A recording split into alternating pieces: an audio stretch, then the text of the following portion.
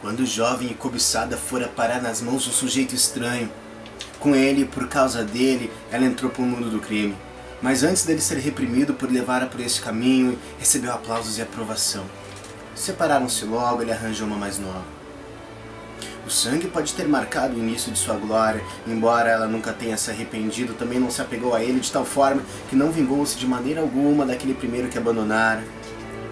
Talvez porque sentisse que tantos outros também iriam fazer o mesmo e que seria inútil e horrível uma existência apegada ao desejo de vingança. Ou talvez isso é mais provável, simplesmente não sentia nada. O tempo passou e dele ela muito falou. Tanto metafisicamente quanto cientificamente, falou do mundo coisas lindas e também que não valia mais a pena viver, se despedindo dele, para em seguida mostrar ao mesmo mundo palavras apaixonadas novamente. Viajou um pouco, mas pelo que dizia parecia ter viajado muito mais. Falava com autoridade sobre locais e culturas que nunca tinha conhecido. Na política fora de esquerda e de direita, antes mesmo de existir um e outro lado.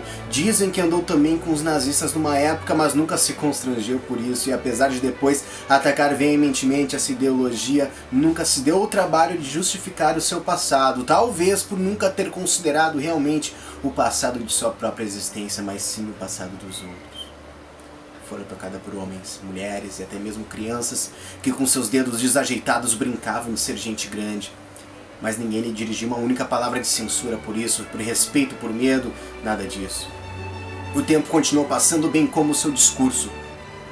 Alguns podem dizer que é uma dádiva essa coisa de não se comprometer com discurso algum, outros que é uma maldição. Ela certa madrugada falou uma coisa e depois falou outra, e eu de minha parte digo que toda dádiva é uma maldição. Mas eu sou um traidor, vi a sua queda e não fiz nada. Por isso a minha opinião não é importante.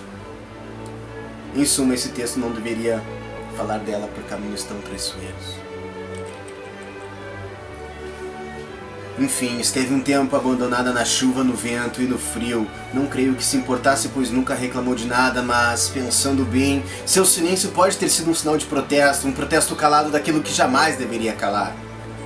A última vez que a vi estava em posse de um mendigo louco, trabalhando no que talvez fossem suas melhores palavras, mas estas no vento se perdiam, pois nela faltava tinta e papel.